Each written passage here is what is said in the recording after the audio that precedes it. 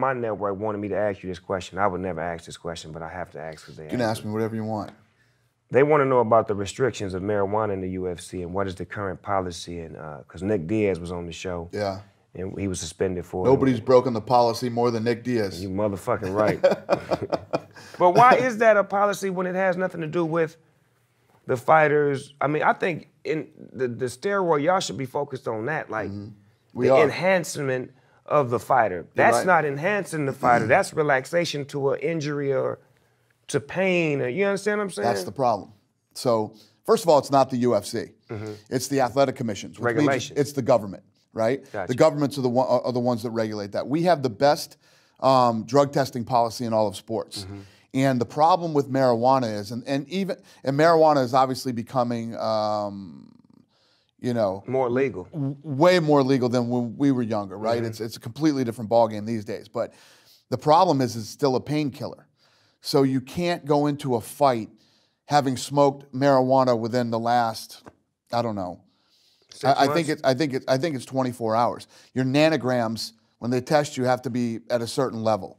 And so what's that, to prevent the pain from setting in? Right. So they look at marijuana as a painkiller. I mean, you can't go into a fight with painkillers either, with a painkiller or marijuana. For real? So if I took an Advil before the fight, you can't do it. What the fuck? Yeah. You can't even take a sleeping pill before the fight. So we don't want no drugs, no nothing in you. We want you to be water and vegetables and... You have to be 100%. They don't want any type of pill or drug that would put you in harm's way. Listen, you got a guy who's trying to... Have you ever taken a sleeping pill? Yeah. Yeah, sometimes you take a sleeping pill and you're still fucked up the next day. Yeah, groggy and all that shit. Exactly. So you don't want to go in against a fresh guy that day. And they get hit and beat up. Okay, I got you. After you're still feeling the effects of a sleeping pill. But see, nobody explains that to the fan. Right. We only getting this much of the story, and everybody like, man, why y'all being mean to Nick? Man, Nick is my motherfucker, man. Get him back in there. He the only motherfucker. But they don't understand. Here's the thing. The other thing is this. You have to not smoke marijuana for 24 hours. That's it? Yeah, he fights 3 times a year. So you can't stay off marijuana Nick, come here, goddamn for 24 hours for 3 days a year. Nick, come on, man. Nick, Skinny Bone Jones, I'm gonna put y'all in rehabilitation. I gotta sit down and chop it up with y'all. I can't believe this is the rules and you motherfuckers is violating. I'm putting a weed class together for y'all. We're gonna do this 12-step, 3-step. 3-step program for y'all. You know, it's not like the commission is saying you can never smoke marijuana. You can't smoke marijuana for 24 hours before the fight. And you only fight 3 times a year. Damn. Come on. Damn. Come on. Damn. And Diaz fails the test every fucking time. Come on, Nick. Damn, Nick. It doesn't even make sense. It's crazy. Damn, Nick. It's hard to be your attorney now, Nick. I'm going to have to get this case to somebody else. I'm going to tell you this right now, too, right? His nanogram level one time was so high, he had to smoke it on his way to the fucking octagon. It's crazy.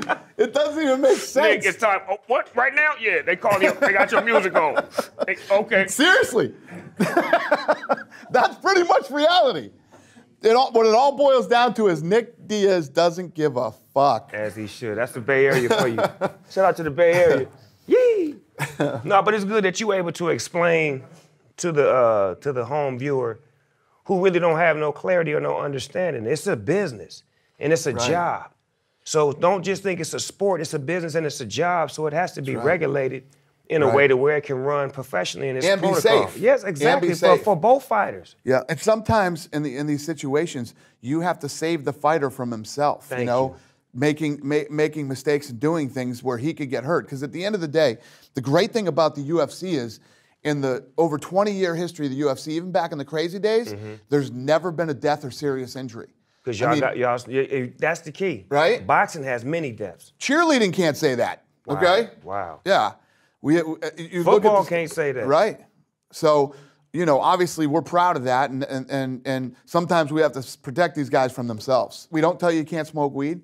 You can smoke all the weed you want to. We're just saying before the motherfucking fight, exactly. Get it together. 24 hours before the fight, you can't. You can't smoke weed, and you can't use steroids. You can't use performance-enhancing drugs. I'm with that entirely. Like, you shouldn't be able to use steroids at all because that's enhancing exactly what you're doing. No, man, this is a great sport. In the beginning, it was looked at as something that was totally violent and unnecessary, but now it's beautiful, man. There's so many kids that want to get involved in this. How do you feel about that? Yeah, I love it, man. Listen, there's a lot of people that, there's a lot of people in life that have never been in a fight, have never been in those types of situations, and have had, a very different upbringing than other people have. For some people, fighting is everything to them. It gets people away from drugs. It gets people away from crime. It gets people. I mean, if you look at Mike Tyson's story, saved his life. Yeah, saved his life. There's a lot of people who end up fighting like that, and then there's just other people like Conor McGregor, like. This dude was put on earth to do this. This is what he was put on earth to do. Some people are like that. And then the ultimate question is it going to happen? Is Floyd and McGregor going to happen? Because that's a lot of conversation, and I'm looking at him like, you know what I'm saying? Like, would it be a good fight? I don't know, because this guy's a dog. I watch McGregor, he's a dog. And then I watch Floyd, do his thing, but I'm saying, how does that look? And man, is it gonna happen, man? They get my blood pressure all high. Should I tone it down? Have some coffee, watch One Life to Live? What should I do? I obviously, there's a lot of money in this fight, and they both want it. At the end of the day, does that fight make any sense whatsoever for my business? No, but I would never keep Conor McGregor or any fighter away from making that kind of money. But on the flip side, there's a lot of egos and a lot of people in the middle of this thing to make it happen. And for the people, when you talk about it, everybody's like, well, if Conor goes in there and boxes him, he'd get killed. And if Floyd went in and fought MMA, he'd get killed. But when you really look at this fight, at the end of the day, it's a fight, right? And Floyd Mayweather's 40 years old, right?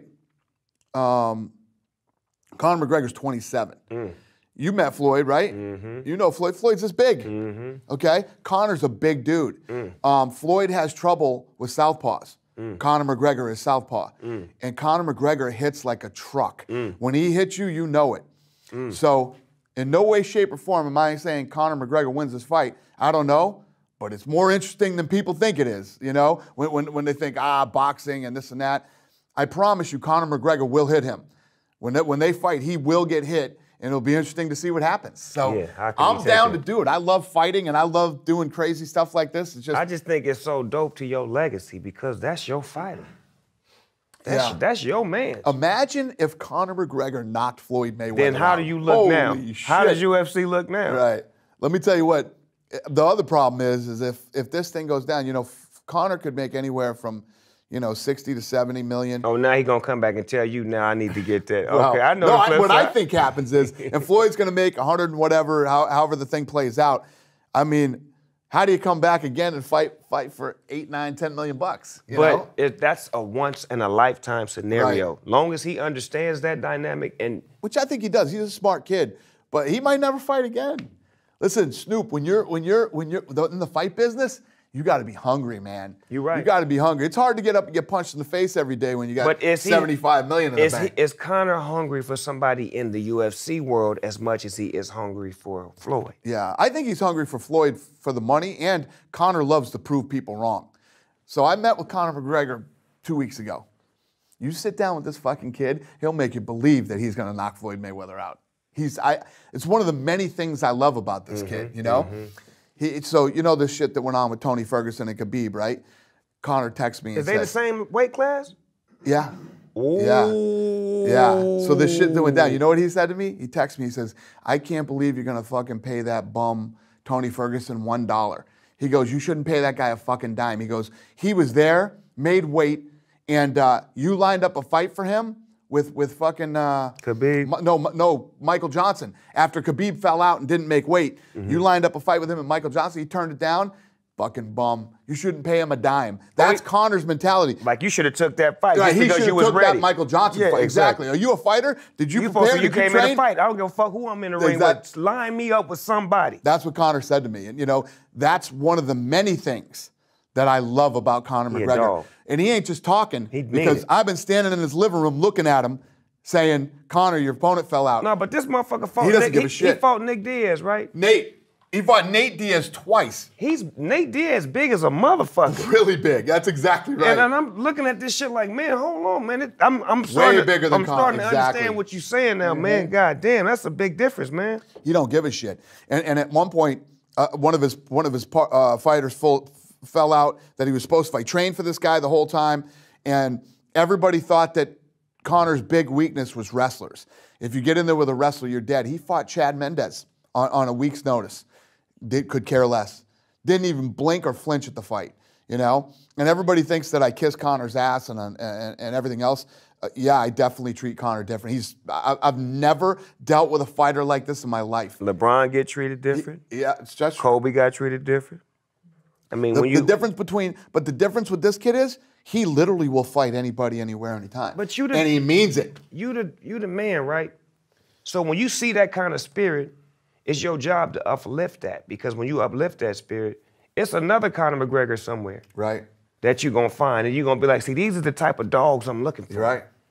Like that girl, Cynthia. She's a we dog. just talked about, you know? I called you on the phone, you showed up, you kicked ass, now you're ready to keep it moving. 2 weeks notice, she showed up, walked into the big show on pay-per-view, and performed like a fucking rock star, man. I love it. Because nobody paid to see her, but we left wanting to see more of her. Right? That's game right I there. agree. Man, that's how it's supposed to be though, right? I'm with you. I'm a new fan, baby. I need to get an autographed picture when they put you on the video game. You understand me? Talk about it. We're inside the Smoker Studio, a.k.a. Everyday.